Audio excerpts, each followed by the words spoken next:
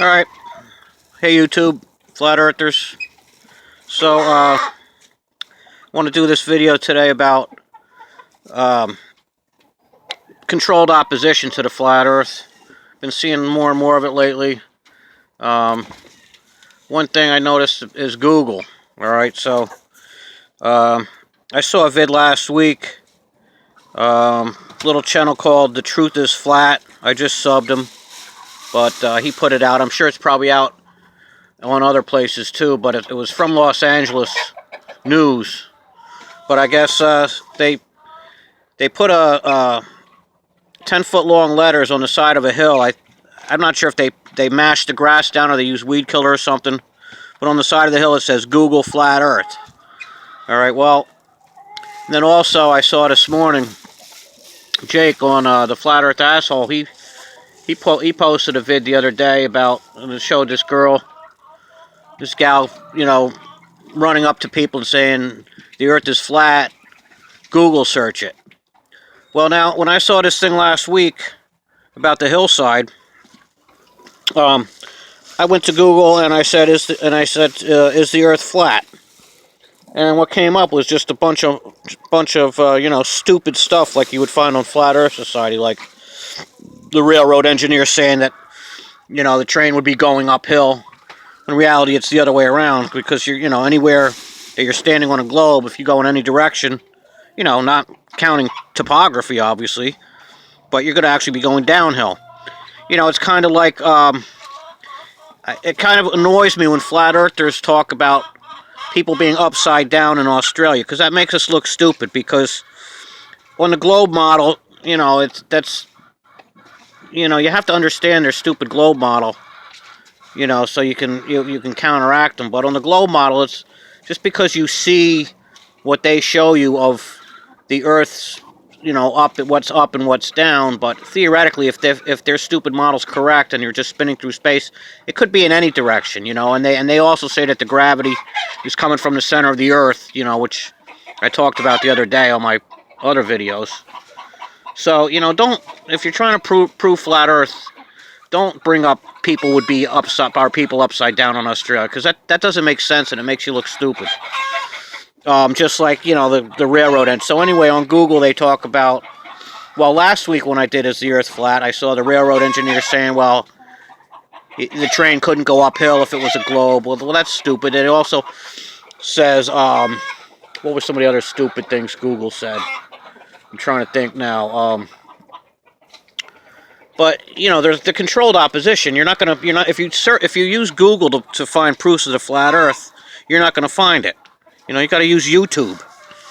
So anyway, and interestingly, last week when I did it, the Google voice said, the people think it's like a pancake kind of thing, and I can't remember what else they said last week, but they were all they were all controlled opposition, absurd thing. It's like when people try to debunk the flat Earth and tell and tell their people, this is what flat earthers think. And they throw out a bunch of crap that's absolutely nothing to do like what we think. Like on the Flat Earth Society, that instead of gravity, the Earth's accelerating, and that's what keeps you on the ground, stupid crap like that. Well, actually, today I did it again, and different stuff came up when I said, "Is the Earth flat?" to Google. But still, nothing that I would use to prove the flat Earth. And if you scroll down a little bit, went a couple scrolls down, then Jeranism came up at one point. But I found interesting too that they talked about up till 330 AD was when the globe theory started coming out. So there's the 33 that they always like to throw out there. So anyway, don't if you're gonna prove flat Earth, don't tell people to go to Google. You might as well tell them to go to the Flat Earth Society. So I just wanted to throw that out there as one part of the controlled opposition. It's definitely Google. Even though we know YouTube is part of Google, but if you use the actual Google to search flat Earth, it's unless you're really determined and you search a bunch, you're not going to be. It's not going to prove flat Earth. For people just starting out, it's going to be like It's going to be like the Flat Earth Society. They're going to go to Google and they're going to read a little bit and say, yeah, it's stupid, just like I thought. And then the other thing I noticed when that big story about the basketball player came out last week, Kylie, whatever his name is there. I don't follow sports anymore.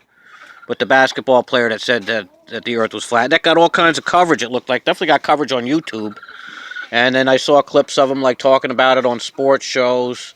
But that's controlled opposition. If this guy really believed that the Earth was flat, because I saw one clip where they asked him about it, and he said, "Oh, that's news," and he just kind of blurbed over it like it wasn't important, and then that's oh, that's what you call news, so you have to talk about flat Earth. If he was a real flat earther and he had that platform, if it was me, I would have started throwing some facts out there. Start talking about the boats coming back to view with the telescopes. And, my new pet peeve is with the sea level and the surveying. So something just didn't sit right with that basketball player coming out. Because if it wouldn't have gotten all that much coverage if it was something that was going to help the flat Earth awakening. They put it out there because they know it's not going to help the flat Earth awakening. Just like, they put that thing about the Google flat Earth on a hill. Because if you Google flat Earth and you don't know anything yet about the flat Earth, you're gonna be scared off. So, that's just my thoughts on that. And I was kind of surprised to see Jake put that, the flat Earth asshole, who I really like his channel and I like his music and stuff, and I think he's a good flat earther.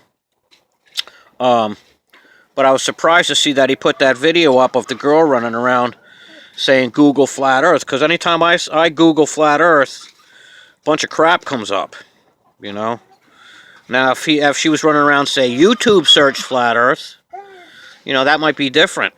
Or, Anyway, so that's my thoughts on that. It's a little quick video today. I'm still gearing up to do my Christian testimony. It's going to be, it's so all-encompassing. It's hard to know where to start with it.